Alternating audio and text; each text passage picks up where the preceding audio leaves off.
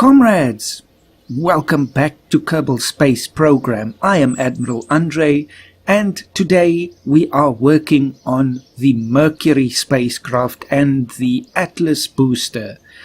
So it's still the Sandbox game here. We're just taking it one step further again by building now the American version of the one crew capsule.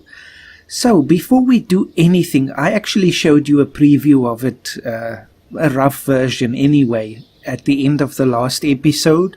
But before we take it any further, let's just quickly go to the internet and look at some images. I'll explain a few things and then we can come back, because I've got that rough version already, so we can just then compare and see how it fares versus the real thing.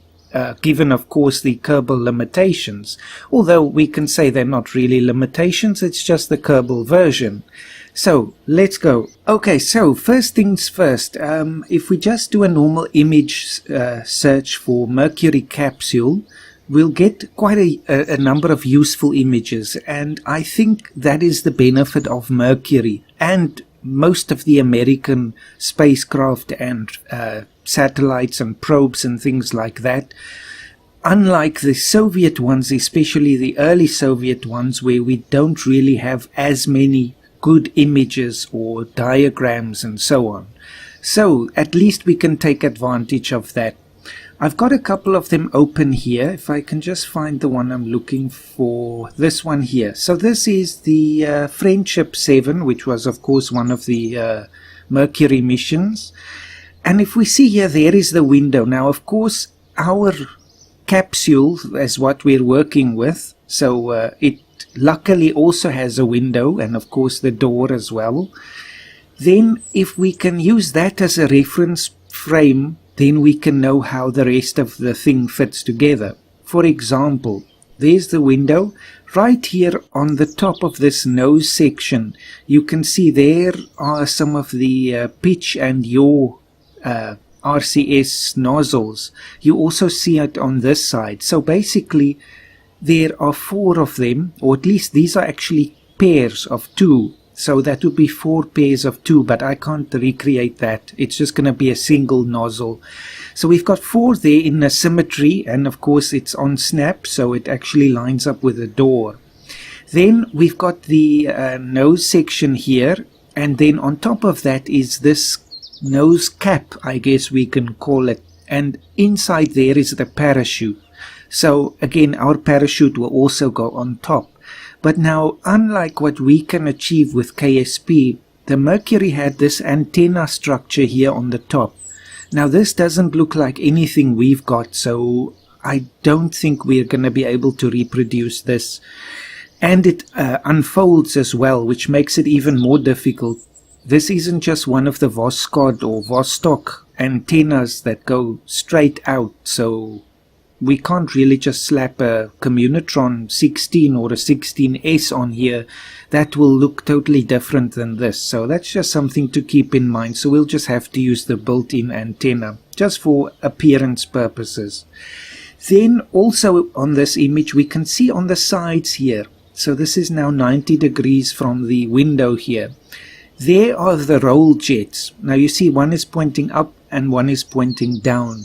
Now again, the real thing had the advantage of having these sort of built into the structure of the capsule, which is again something I can't do, because this fits so very nicely. You see the line here is very clean, and that has an indentation where the roll jets are, which is again something I can't do.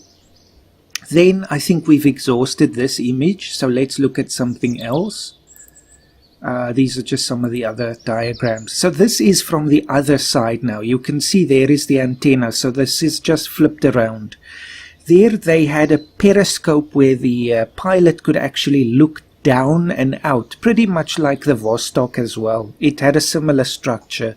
But again, this is not something I can reproduce. We don't have a little hatch with a periscope, so that's just impossible there. The next thing to note there, you can see very clearly the pitch and yaw thrusters on the top of this nose cone sort of section. So there's 2 of them there, and then 2 every 90 degrees. So for us it will just be 1 every 90 degrees. On the bottom here is very interesting. So this is the retro pack here, and it's got 3 main nozzles, and this is solid fuel. Then it's also got 3 much smaller nozzles that you can see right there. Now those are to separate the Mercury spacecraft from the Atlas booster once it's in orbit. For us, that will also be impossible, because I'm already going to use the separatrons to sort of emulate these bigger nozzles. This is of course to return from orbit. So to have anything smaller than that is impossible. That's already the smallest thruster that we've got, essentially. Even the RCS place anywhere nozzles are as big as the separatrons, and I'll show you that in a moment. So we can't even use that. But that's okay, because that's where the decoupler will have just a little bit of force to kick the spacecraft away from the Atlas booster. So we don't need those tiny little nozzles there. So these are definitely not for, how can I say, RCS to basically propel the craft during its mission. They only used this to separate it. This was also actually solid fuel. So it burned for a little while and just removed the craft safely from the Atlas. Then of course we have the retro pack, but then in between the various nozzles, the big ones now, we've got these straps. And these things held the retro pack to the Mercury. So we'll just use struts to sort of simulate that again. Of course there'll be a decoupler inside there just to keep it together basically. Now the other thing is, since this is the periscope and this is the antenna, we know that the window is on the other side on the bottom, and that tells us basically that the nozzles, you see, just to understand the placement of the nozzles in terms of the 3 times symmetry. So we've got the one here, and that is in line with the bottom where the periscope is. So the window must be between the other side, you know, between the other 2 nozzles. Then of course the straps will fit in between those, which means we must have a strap that points towards the door. So that's just how I use these images to basically, you know, find my way around the craft and see what I need to generally recreate it. Now of course there's a heat shield, that goes without saying actually, but our Mercury equivalent doesn't really need a heat shield because it has a very high heat tolerance. So I'm not actually going to put on a separate heat shield, and I'll show you that in a second. But of course we can say it has a built-in heat shield, at least to some extent. Not for returning from the moon or something like that, but certainly for a low Kerbal orbit re-entry. So let's see what else we can find here. This is just showing the craft. Looks like from the top you can see there is the person sitting, their arms and so on. So this doesn't show too much. Maybe we can see the retro pack, or ironically, how can I say, it doesn't show too much that I can use. So yes, let's just see what else is there. Yes, this is very important as well. We can see here on this little top section, that's actually the Drogue Chute right there. Then we have the main and reserve parachutes in that top section of the capsule essentially. So we also have to include a Drogue Chute, just to keep that in mind. Then you can see there is the hatch again. So strangely enough, in this case the pilot doesn't enter where the window is. It looks like, you know, it's sort of at an angle there. But anyway, unless this image is just not perfectly accurate, but that I can't change. I can't move the hatch on our capsule. Then of course there's the roll jets and the pitch and yaw jets. So I think that covers the basics. Recovery compartment, canister. You see there's the antenna canister, which I can't again place on the craft, not with stock anyway. But then also we have to remember there must be an escape tower. And the stock one is way too big, so I'm going to have to try and recreate this without the stock one.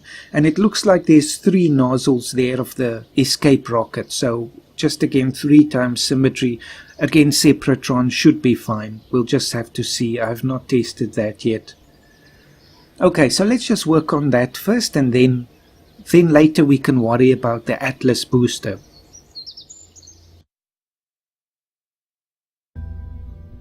Okay, so let me load up what I've got already, and that is, let me just see here, ironically enough called the Mercury. So last time I showed you the Untitled Spacecraft, which is the same thing. I just removed the booster so we can only focus on the Mercury itself.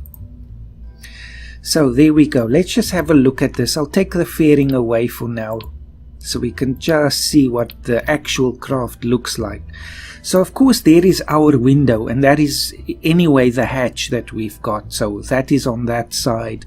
Then to try and recreate this nose section here, I just used an Oscar B fuel tank that's emptied, because the only other choice really is the RCS fuel tank, but that color doesn't really fit there. I think it should be the gray to sort of at least partially match the color of the capsule.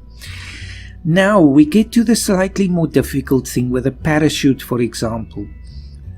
If we just remember the image again, this sort of structure on top of this section is actually the Drogue Chute. But we don't have a Drogue Chute that has this nice little cap. We just have, if we go back to the options, this one here and this very large one, which is obviously not the one for us.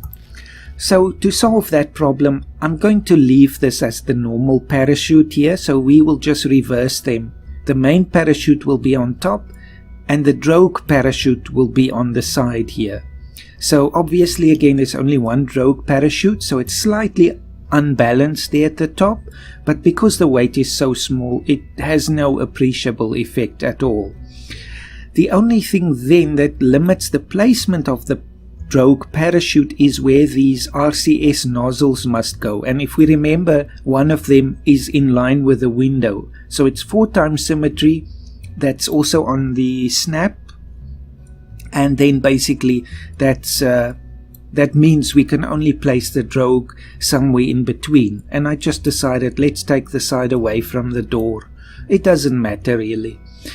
So this will then be the pitch and the yaw thrusters, and of course we can actually play around with them a little bit here in the actuation toggles. So I turned the roll off and just left the pitch and yaw on at 20, so 20% strength essentially.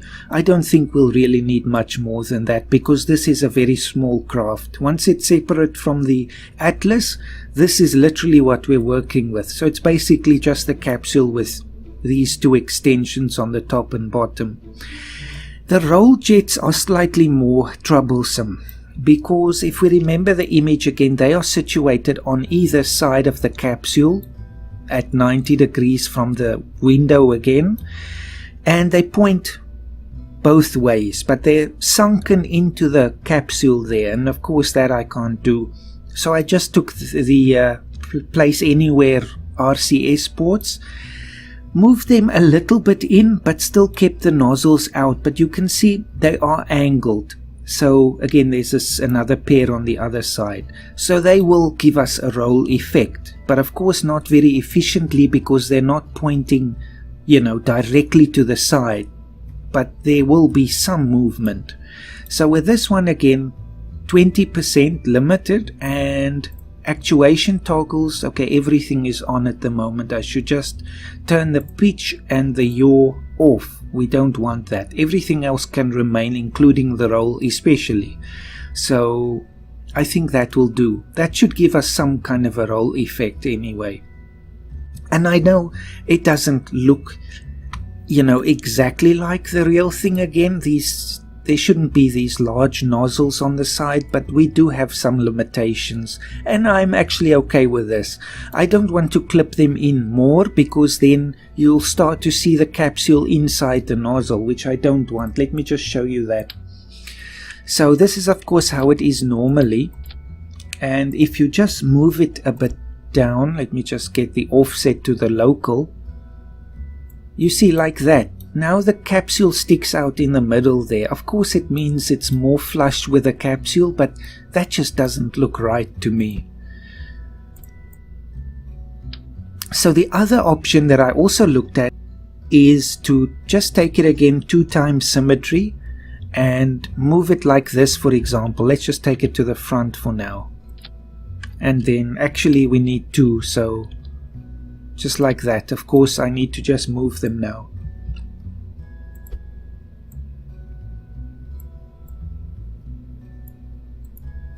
Okay, I know that's not balanced particularly, but for demonstration purposes this will do.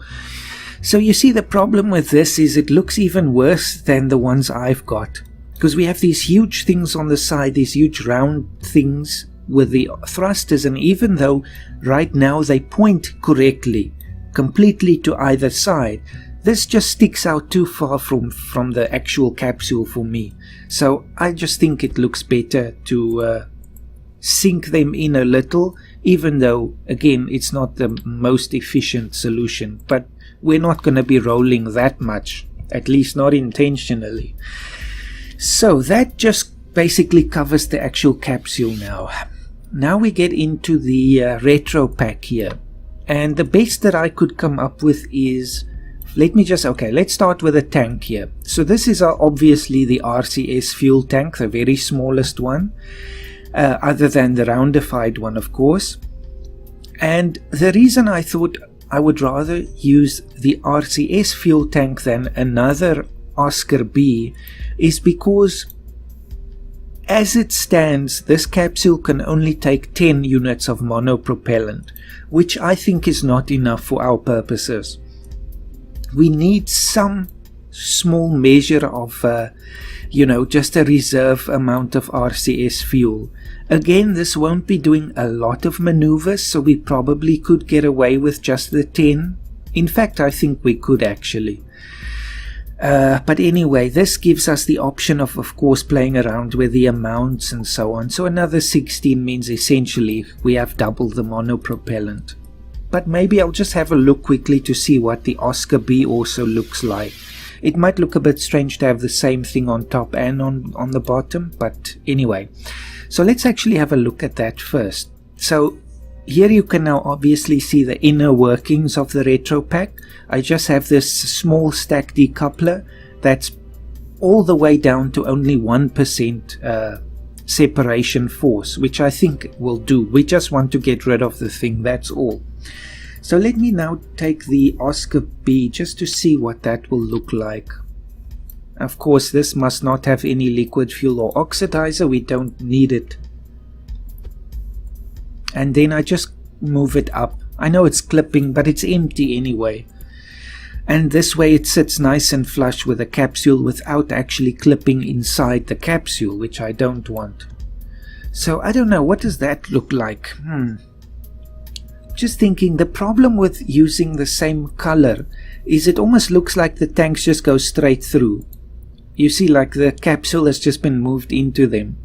I don't know, that doesn't look very, I don't know, aesthetically pleasing. I'm sure it can work, but I think for me just having this different color is a good thing. The images of course showed that you have these black and white stripes on the separation or retro package here, but again that's not what I've got, so it's either this or that, so one or the other. So let's just go back to this one and just move it back down just nicely like that. So that just gives it the sense that this is not part of the actual capsule, unlike the Oscar B in this case. And just again to show you as well, I'll just undo it. All I did was with the Oscar B, you can see if I just put it on top, it doesn't look very nice. You see it's actually wider than the top of the capsule. So again, I just used the move tool to take it down a little bit. And luckily, it does not interfere with the door. I know it does sort of cover it a little on the top, but it's still fine. The pilot can easily get in and out. However, of course, with Mercury, there was no spacewalk, so that's not really strictly necessary, but of course we do want the pilot to get in and out. We're not going to weld them into the thing. So there we are again, back to how it was before. So all I did then was take 3 of the separatrons and limit the thrust to about 33, so about a third then. Full amount of solid fuel, but I just put them basically on 3 times symmetry, like right there, and just move them in and up. So if I highlight them, you can see they actually do clip into the capsule, but there's nothing else I can do. If I show you just again the normal separatron, it is far too long for this tank, essentially, you see. And then of course we have these attachment arms here that will also look terrible if they stick out anywhere, because that's nothing like the real thing. So then I just had to move them in and down far enough for these arms to be hidden by the tank there. But I still want the actual separatron to stick out a little bit, because the real thing had quite large nozzles there. So you can of course just move them up a little to only see the nozzle and nothing of the actual separatron. And luckily I tested this as well. The separation works flawlessly. It's strange actually. Despite all my efforts with the Vostok, we never got that thing to separate perfectly cleanly, even though it doesn't seem like anything is clipping anymore. But with this one, with the separatrons clipping into Mercury, it just separates flawlessly. So anyway, there we are. So the final element then, oh yes, just to see again the 3-way symmetry. If we remember, the window is on this side, so it must be between 2 of them. So we don't want one there and then the other 2 on the other side. So this is the correct way. Then obviously that means the strut connectors must go in between them. Now again, there is no perfect way to do this, so I just basically do the 3-way symmetry, and it is on snap mode till it lines up with the bottom of that tank, and then I just take them out to roughly there. So they sit just inside the actually I can move them a bit more. I don't want them sticking out there though. They must sit just inside the outline of the actual capsule. So yes, a lot of trial and error, but this is one of the fun things. If you ever really want to just experiment and see, you can actually do quite a lot with a stock KSP. So there, just like that. Certainly I don't want it more than that. Now I know because it's so short, it looks like you can see there's the actual strut, but it doesn't sit there in the middle. You see, it looks like it's almost bypassing this connection point. But anyway, this is just one of the limitations. If it's much longer, then it sort of hides that effect. But there we go. So that, I think, is basically our Mercury. Not perfect, I know, and it doesn't have any antenna. We of course can just take the 16S and maybe clip it into this capsule, but I don't think it's really necessary, because the pilot will still have full communication with the ground just from the built-in antenna, and this thing is never going to the moon or anywhere else, so that will just be fine, I think. Now the last thing that remains is of course to just have the decoupler go to the bottom like that, and it fits very nicely there. And this is also the thing that will simulate those 3 small nozzles that we saw that also sat in between the big ones to separate the Mercury. And to do that, I just put it on force percent 6, and I hope, I haven't tested this yet, but I hope that will be enough to just gently move the capsule away from the Atlas, and I think it will work. So we don't really need smaller nozzles, because you can see, look at these place anywhere RCS ports. Look how big the nozzles are. It's as big as the separatrons, so we can't really put them in between there. Then it just looks like the thing has 6 nozzles, and the ones in the image are of course much smaller than the retro nozzles. So the last thing that remains is just this fairing here, and that is just to cover this whole retro pack. So let me just say edit the fairing and line it up to the top somewhere. Now here's also the thing. Actually, the struts here are a bit too far out. If I just go again, you see, right now they stick out still, and I don't want that. So I think I must just redo them quickly.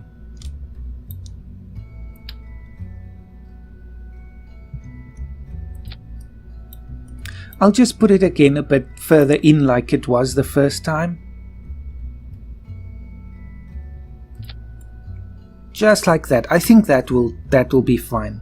And at least this gives the appearance of having those 3 straps that hold the retro pack to the capsule. So build fairing, and just if we can get it. Unfortunately, it doesn't want to go just on the outside there. We sort of have to take it to the inside, and then as far as it will go, really. This is a bit finicky, unfortunately, but it is necessary to create that kind of an effect.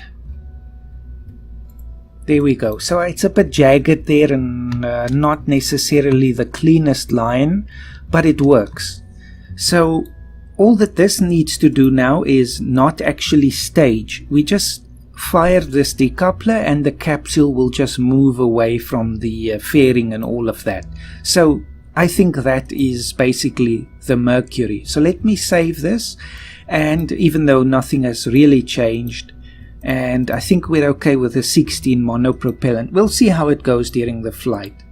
But of course now we need the Atlas booster. So let's go back to Google Images and I'll just show you a few things there.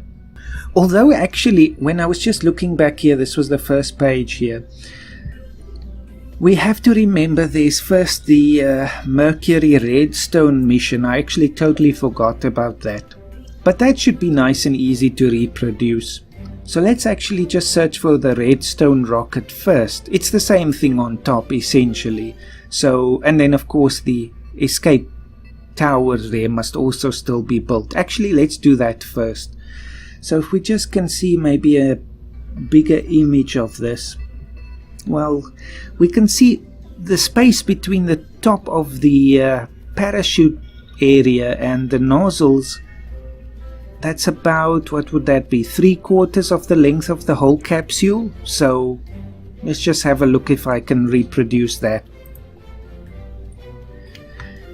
Now the first thing to note, of course, is that nothing can attach to the parachute there. So this is a completely closed off system there. Of course it would be possible to put something onto the attachment points of the fairing, but that will really not serve the purpose of an escape system at all. So the obvious answer is our old friend, the cubic octagonal strut. So let's just have a look at this.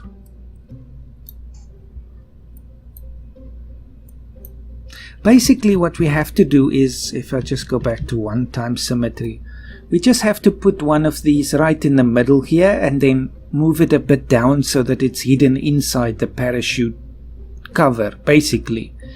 All that will do is just give us the option of having an attachment point that connects to the capsule. So I'll just use 2 again, and until they're very nicely overlapped, just so it's more or less in the middle. What does that look like? There we go. So that's the start. Now let me just move it a bit down if I can select it again. That is the tricky thing though. There we go. So this just has to go a little bit down until the... Oh, I can't believe I closed it. Until the edges are basically hidden. Now how did I do this? No. There we go. Now don't misclick again.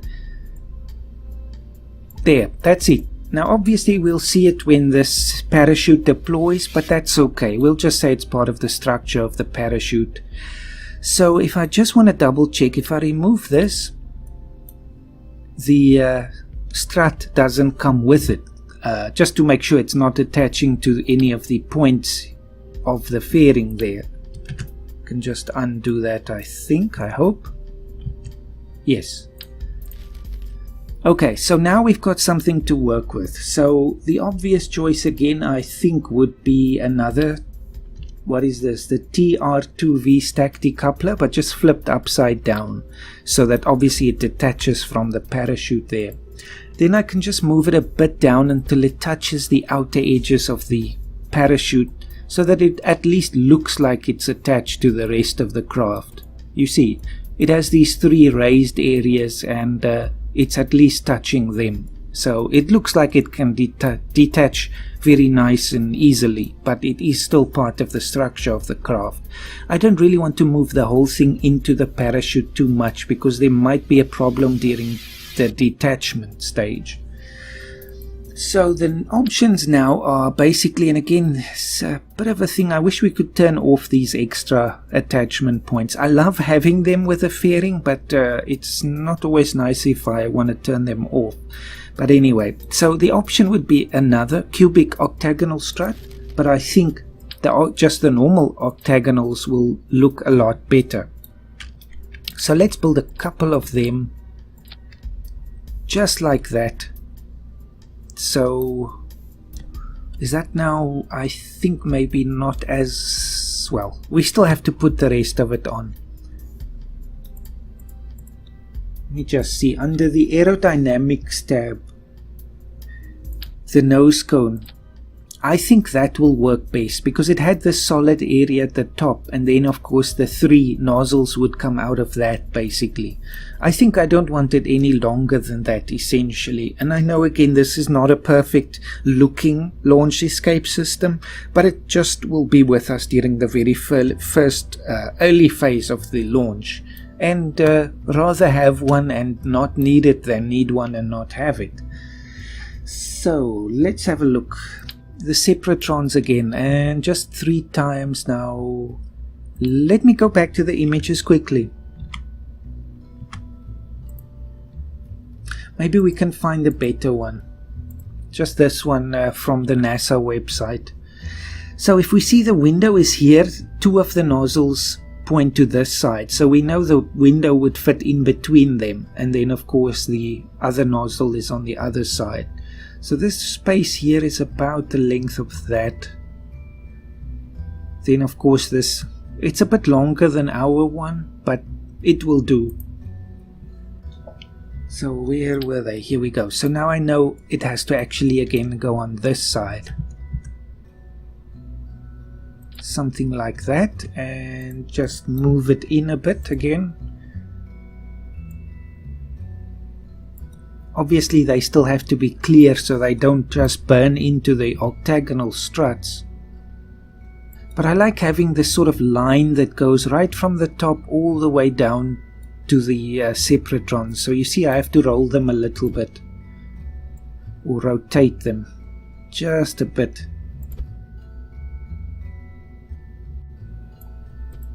There we go. I actually like that a lot. So it just looks like this straight line coming down there. The nozzles are still completely free, and they are not pointing towards the capsule, so they cannot damage anything there. So there we go. I know again, not perfect, but I think it can work. We might actually extend it by 1 more.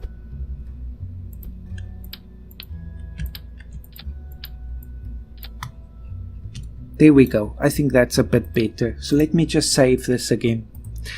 Now, if we want to make sure this thing works, we're going to have a test. So, first things first, we have the fairing there, but this thing should not stage. What am I doing? Not stage. There we go. So, then the bottom decoupler there. Okay, it's already on the bottom, that's fine. Actually, yes, I just have to put them into the action groups. I just want to see if the order of things is generally okay anyway. Actually, we can have the separatrons right with the parachutes, because once we separate them, we don't want them anymore. Then those things now, no. In this case, okay. Better to do this with the action groups. So the abort action group will of course start with the separatrons here, and this will just be activate them.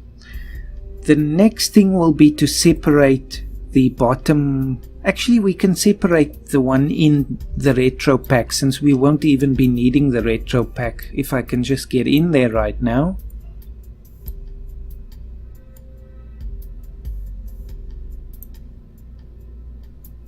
This is one of the more challenging things with a situation like this.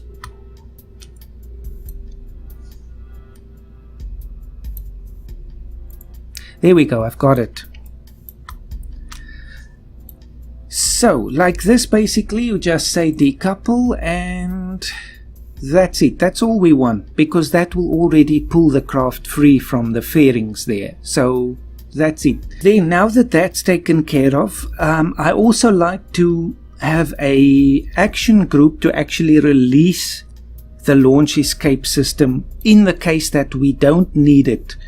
So obviously, if we do need it, we fire it and separate the craft from everything else, and then we can still use this actually, because this will separate the launch escape system, allowing us to deploy the parachute. So all that this will require is the same thing essentially. Activate the rockets on top, but instead of the one on the bottom there, we use the top decoupler. So decouple, that's it. And this one I can save. Now we're just going to find out whether these separatrons are enough to lift the Mercury capsule to safety. So let's do a quick test.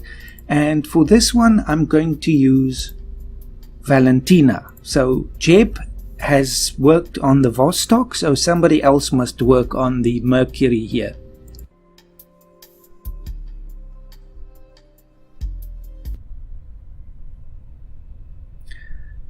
Okay, so Valentina is ready, and it's a fine day for a test, certainly. And I must say it doesn't look too bad. Of course, I would like a red launch escape system, but the color is not really changeable and all that. So we just work with what we've got, of course, which is still a lot. And for this one, let's just turn the SAS on. It's not really necessary, so maybe I'll just leave it off. I want to see how the craft behaves. And backspace.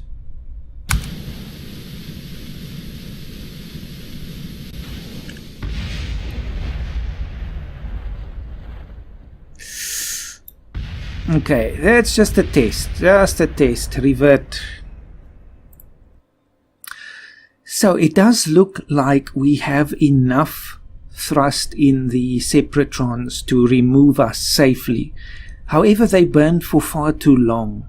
I think that was a real issue. I do want them to burn longer than I need them for, because then if I press the 0 key, that means they separate and allow us to actually deploy the parachute. And then obviously, because they're still burning, they will separate themselves nicely and give us some space to deploy the parachute.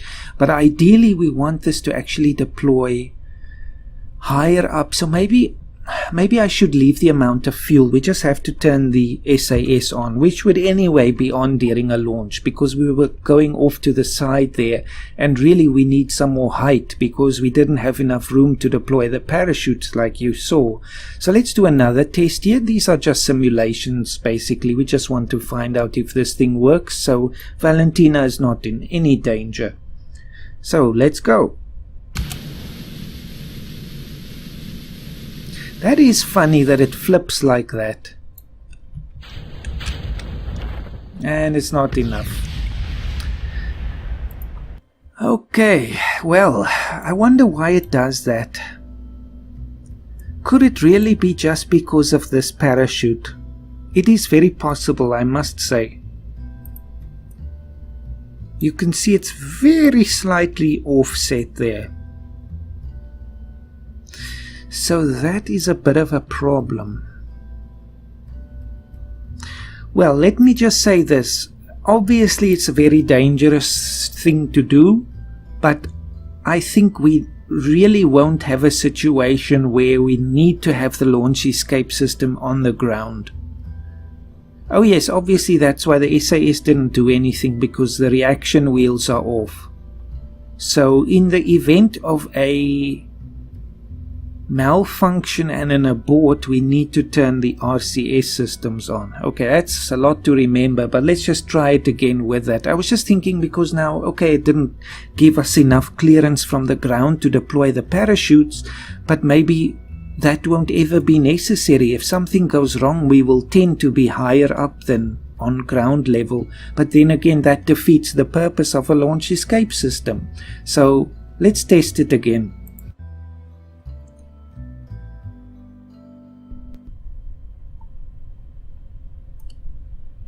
Okay, so we turn that on, but no RCS, because the RCS won't be on normally in a launch situation. Since we're not using vernier rockets to stabilize the Atlas, we will use actual liquid-fueled rocket engines. So as soon as we lift off and there's an abort situation, I have to turn the RCS on, and let's see if that makes a difference to how the craft behaves. Didn't even press the right button.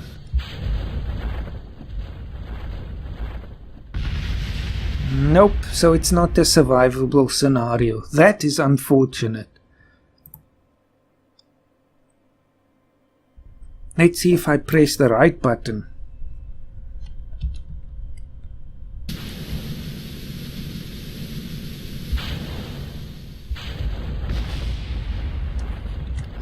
The RCS is far too weak to have any influence. But I think I've learned the trick now.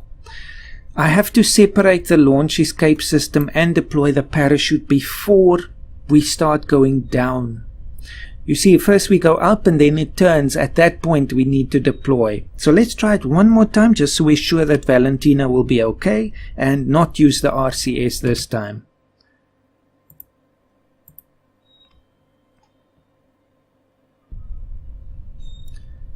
Okay, so normal SAS, what happened there? Okay, well, everything is still okay.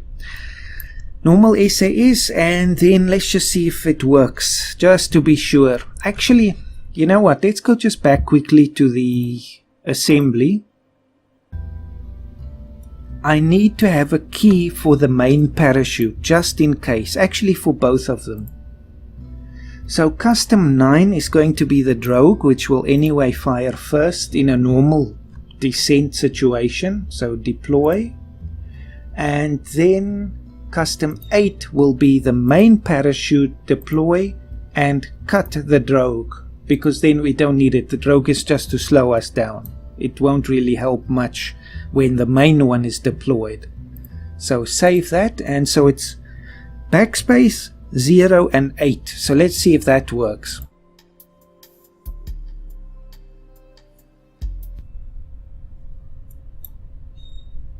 Okay, here we go.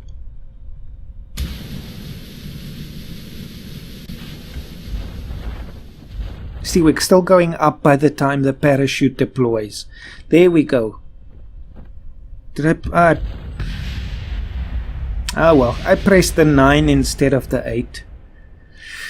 There's a lot of malfunctions with this. Valentina's been killed so many times. But if I put the Drogue Chute on key number 8, then that means during a normal re-entry I'm going to have them the wrong way around, and we're hoping that we'll never need this escape system anyway. So let me try it one more time as it is until we can get it right. We're not going to set her in any danger until it's right.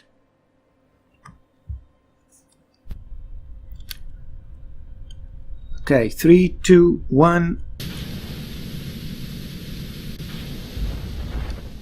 Still going up.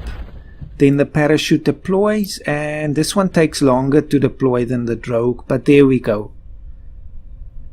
That's it. It takes a lot of quick action, but it works. So I'm satisfied, and we can now move to stage 2, which is to develop the Atlas booster. But that's going to have to wait for the explosion. No, for the next episode, because again I've been rambling so long and it really is time for the conclusion. Let me just see again if the actual door still functions normally. So let's EVA. Perfect, not a problem. Anyone, you see there's still more than enough clearance. I know it's very cramped, but so was the real thing. You couldn't even stretch your legs out in the Mercury. So bored, and that will do for this episode. Thank you for watching. I hope you're still enjoying our experiments and many mishaps, and I assure you there will be many more of those in the future. And yes, so right now we're still, and actually this octagonal thing doesn't look too terrible. It almost looks like it has something to do with the way the parachute is packed there. So I'm okay with that. But anyway, so right now we're still recreating the real world craft.